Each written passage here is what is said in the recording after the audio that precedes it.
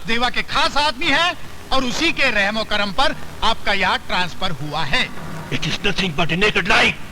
झूठ है ये। अच्छा, ये तो सच है ना कि आपकी बेटी विजय नाम के लड़के से प्यार करती है? यस, ये सच है।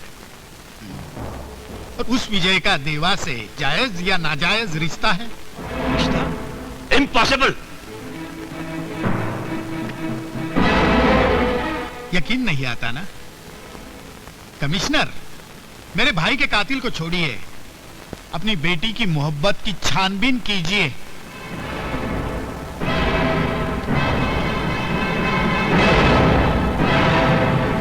प्रिंसिपल साहब, विजय का देवा से जायज या नाजायज क्या रिश्ता है? रिश्ते तो सभी जायज होते हैं कमिश्नर साहब, नाजायज तो उन्हें हालात बना देते हैं। अपने इस फलसफे में आप खामखा पाप ढकने की कोशिश कर रहे हैं। साफ साफ क्यों नहीं कहते कि विजय देवा की नाजायज औलाद है? I beg your pardon. आप जैसे सभ्य आदमी के मुंह से ऐसी सभ्य बात सुनकर बहुत दुख हुआ कमिश्नर साहब। फॉर ए काइंड इंफॉर्मेशन, विजय अपने बाप प्रशांत कापरे की जायज औलाद है। देवा विजय का जायज मामा है।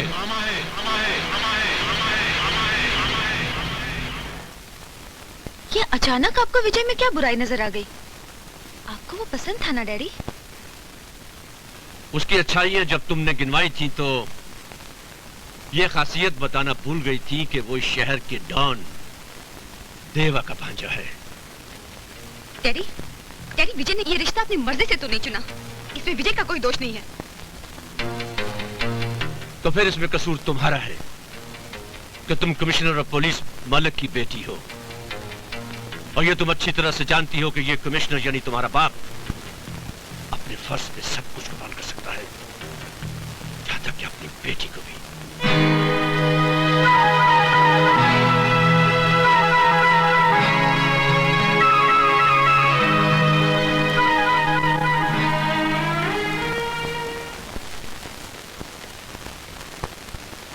कहां जा रहे हो विजय? अंकल, वो अनीता आज कॉलेज नहीं आई? अब वो कॉलेज जाएगी भी नहीं, और तुम भी उससे मिलने की कोशिश मत करना। मगर अंकल क्यों? इस क्यों का जवाब तुम्हें देवा से मिलेगा। देवा का मेरी दुनिया से कोई ताल्लुक नहीं है अंकल। मामा है वो तुम्हारा। वो तो अच्छा हुआ कि मुझे पहले ही पता चल गया, वरना ये कमिश्नर कन्यादान करके अपनी बेटी को तुम्हारी दुनिया में भेज देता तो देवा के हाथ कठपुतली बनकर रह जाता। निकल जाओ यहां से। तो अब अपना जोर घर के अंदर अपनी बेटी पर आजमाने लगे? हाँ, वर्दी का असर तो तुम्हें एक दिन बेशक देखना ही पड़ेगा देवा, लेकिन विजय जब तक तुम्हारे खानदान की औलाद कहलाएगा, अनीता का नाम उसके साथ नहीं छोड़ा जाएगा। विजय और अनीता जब तक एक दूसरे से प्यार करते हैं, पुलिस डिपार्टमेंट का एक आदत कमिश्नर तो क्या, पूरे मुल्क की पुलिस फोर्स भी उन्हें जुदा करना चाहे तो देवा उन्हें जुदा होने नहीं देगा। इसे मेरी सलाह मानकर अपना फैसला बदल दो कमिश्नर। कहीं ये सलाह देवा की ललकार बन गई तो तुम्हारे लिए बहुत मुश्किल हो जाएगा commissioner. How dare you say that to me? You! मैं आपके हाथ जोड़ता हूं, मेरी जिंदगी में दखल देना बंद कीजिए। मेरे और अनीता के प्यार को जो भी भुगतना है हम भोग लेंगे, पर अपने गुनाह का रंग मिलाकर हमारे पाक प्यार को बदरंग मत कीजिए। आपकी हैवानियत मेरे बाप को तो निगल ही चुकी है, और मेरी माँ आपकी बहन होने का जुर्माना अपनी मौत तक देती रहेगी। तेरी माँ ने मेरी बहन होने का जुर्माना दिया है ना, तो यह भी सुन कि उसके भाई ने अपने जिस्म को काटकर जिंदगी की किश्त कैसे भरी है। आज वो हकीकत उसके भाई से तुझे सुननी पड़ेगी। चल।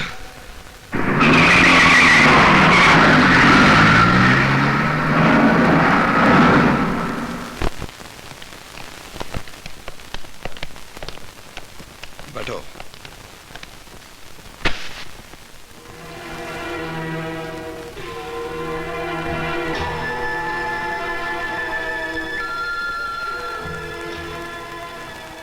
तुम्हारे बाप का कत्ल मेरे हाथों जरूर हुआ था, लेकिन मैं ये नहीं जानता था कि वो तुम्हारा बाप है। दीप्ति ने मुझसे कभी कोई बात नहीं छुपाई थी, लेकिन जब वो प्रशांत कापरे से प्यार कर बैठी, मुझे बताया तक नहीं। उस दिन मुझे बहुत बड़ा धक्का लगा था, जिस दिन उसने मुझे बताया कि भैया हमारी शादी हो चुकी है। क्या कहा तूने? भैया भैया मुझे माफ कर दीजिए, हम दोनों मजबूर थे भैया। प्रशांत की शादी उसके घर वाले कहीं और कर देना चाहते थे, तो भगवान को साक्षी रखकर हमने मंदिर में शादी कर ली। तो क्या भगवान नीचे आकर इस बात की गवाही देंगे? किस किस को बताता फिरेगा तेरा ये गरीब भाई कि तेरी शादी हो चुकी है? जीते जी मार डाला तूने मुझे। भैया भैया मुझे मार डालिए, मैंने आपके विश्वास का खून किया है। प्यार के जज्बात में मैं ये भूल गई, मेरा भाई सिर्फ मेरा भाई नहीं, मेरी माँ भी है, मेरा बाप भी है।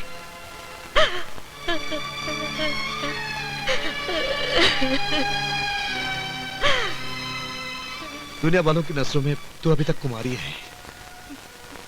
वो तेरी शादी तब तक नहीं मानेंगे जब तक तू अग्नि के साथ फेरे लेकर इस घर से नहीं विदा की जाएगी।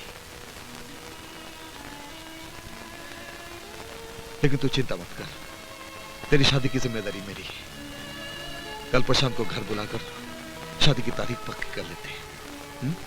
शादी तो हमारी हो चुकी है, बस बस्ती वालों के सामने फेरे ही लेने हैं ना। जब भैया कहेंगे तो फेरे भी ले लेंगे।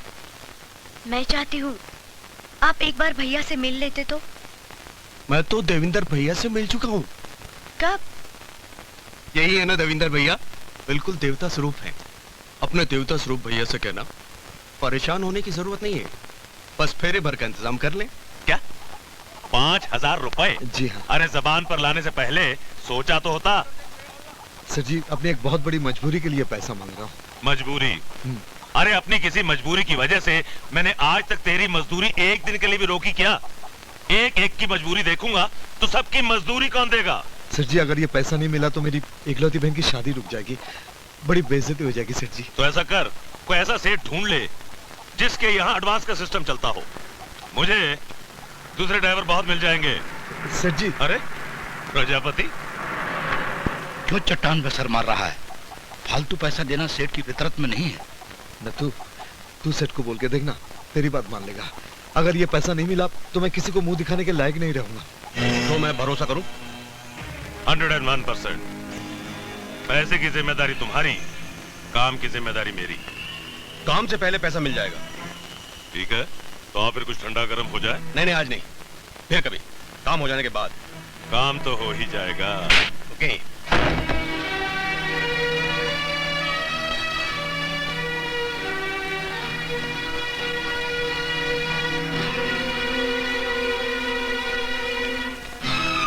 भैया इतनी देर क्यों लगा दी? प्रशांत आए थे, काफी देर तक इंतजार कर रहे थे। कल परसों आकर आपसे खुद मिलेंगे। कह रहे थे भैया से कहना ज्यादा परेशान ना हो, बस फेरों का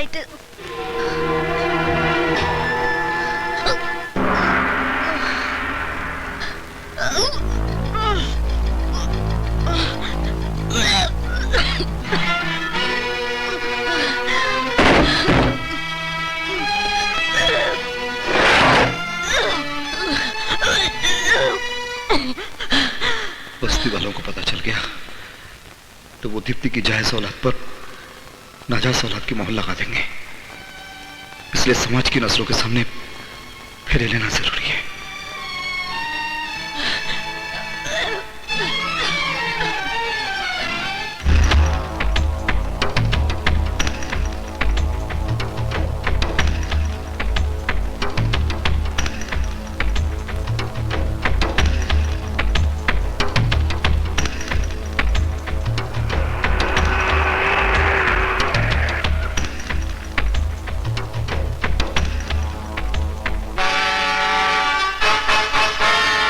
तेरे सब आदमी तैयार है ना भंडारी? हाँ हाँ, सब तैयारियां हो गई हैं। ये यही क्या? हाँ यही है। ये पैसे दे। हाँ ठीक है, दे दो। ले, पूरे 10 हैं। और सुन, काम हो जाने के बाद 1 महीने तक इधर दिखाई मत दियो। हैं? अरे इसकी तो हवाइयां उड़ रही भंडारी, ये काम कर पाएगा क्या? अरे अपनी गारंटी है यार। पक्का? हाँ। अच्छा वो दोनों का हिसाब बराबर है ना? हाँ, उन दोनों को फिट कर दिया है। ठीक है, मैं चलता हूँ। संभल के करियो, संभल के करियो। भंडारी, काम हो जाने के बाद मेरे को फोन करियो यार। हाँ हाँ, कर दूंगा कर दूंगा। ठीक है, मैं चलता हूँ। संभल के करियो यार। ए नथु, तस्वीर दिखा इसे। शक्ल अच्छी तरह से पहचान ले। मजदूर भाइयों, आज हम लोग जो यहाँ इकट्ठा हुए हैं, तो एक बात ध्यान से समझ लें, इस बार की स्ट्राइक से हमारे मजदूर नेताओं के कौन कौन से मंसूबे जुड़े हुए हैं। हम स्ट्राइक करते हैं अपनी मांगों के लिए, लेकिन हमारी यह स्ट्राइक नेताओं की आमदनी का जरिया बन गई है। तो स्ट्राइक का इस्तेमाल करके वो मिल मालिकों से पैसा ऐंठते हैं अपनी अय्याशी के लिए। मेरी बात ध्यान से सुनो, मिल हम मजदूरों की है दोस्तों। किसी भी स्ट्राइक में मिल के काम ठप होने का असर सीधा हम लोगों पर पड़ता है। अरे तो मिल मालिकों की भाषा बोल रहा है। अब बात का मतलब गलत ले रहे हैं दोस्त। मैं तुझे खूब समझ रहा हूँ। बता कितने में खरीदा है मिल मालिकों ने तुझे? भाइयों, मैंने इसे मिल मालिकों के साथ कई बार घूमते हुए देखा है। तू नेताजी के बारे में एक भी लफ्ज़ बोला तो मैं थोबड़ा तोड़ दूंगा। क्या तू मेरा थोबड़ा तोड़ देगा? मेरा थोबड़ा तोड़ मेरा थोबड़ा। भाइयों, झगड़ा मत कीजिए, शांत हो जाइए आप लोग। देखिए, झगड़ा मत कीजिए, ये हमारी मीटिंग को तोड़ने की साजिश है। आप लोग समझ नहीं रहे हैं। अच्छा है, भगदड़ मच गई है। मैंने अपना काम कर दिया, अब तू अपना काम कर। जा भाइयों, भागो मत। जा, हिम्मत कर, जा जा। भाइयों रुक जाओ, इनको इनकी साजिश में कामयाब मत होने दो।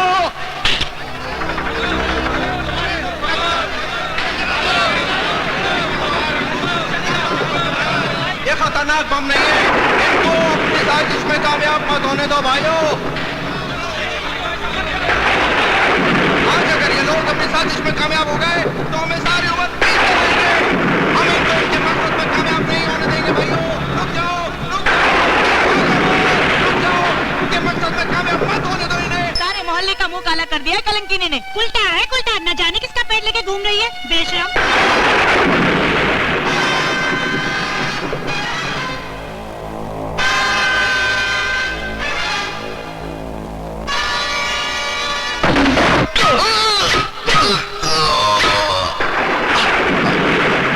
देवेंद्र भैया, आप ये आपने क्या किया? मैं दीप्ति का स्वाद।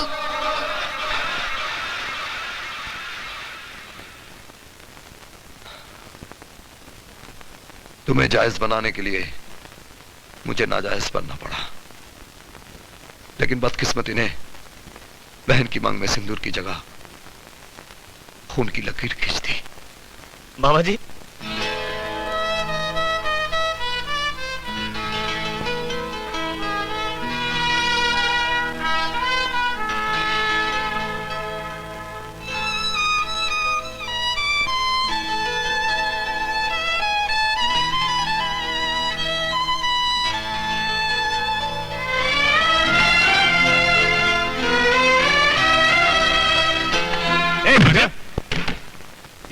ये क्या जोर जबरदस्ती है? जोर जबरदस्ती नहीं, मर्जी है भाई तुम्हारी। अपने भाई के गले मिलना चाहते हो या उसकी अर्थी कंधे पर उठाना चाहते हो? क्या मतलब? भाई मतलब समझाओ इन्हें। इसे अंदर ले जाओ, अपने आप समझ आएगा। अरे चल अंदर, सब पता चल जाएगा। चल। अरे देख राजाराम, अरे हराम खोलो, इसे क्यों पकड़ लाए? ये सारे लोग तेरे को भी पकड़ के ले आए।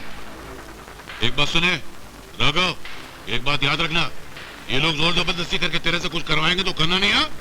तू मेरी जान की परवाह नहीं करना, मर जाने देना मेरे को। नहीं करूंगा, नहीं करूंगा, दरवाजा बंद कर। नहीं करना है, बिल्कुल नहीं करना है, नहीं करूंगा।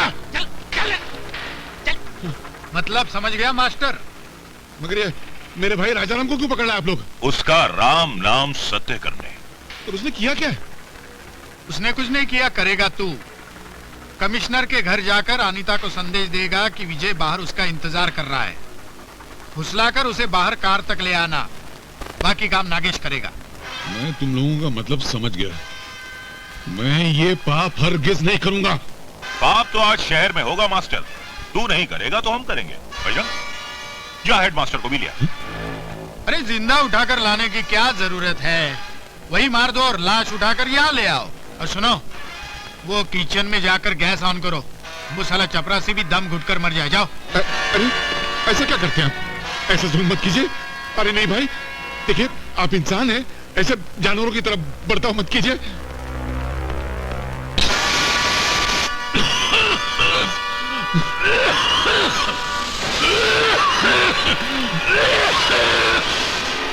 बंद करो, बंद करो।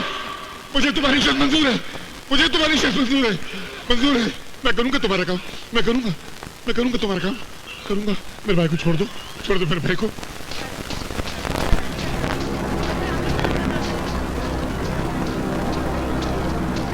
मिस्टर विजय, तुम्हें गिरफ्तार किया जाता है। गिरफ्तार? मुझे? हाँ हाँ, तुम्हें। किस जुर्म में इंस्पेक्टर? कमिश्नर मलिक की बेटी अनीता को किडनैप करने के जुर्म में, समझे? अनीता को किडनैप कर लिया? क्या बकवास कर रहे हैं आप? मेरी बकवास तो तुम्हें थाने चलकर समझ में आएगी।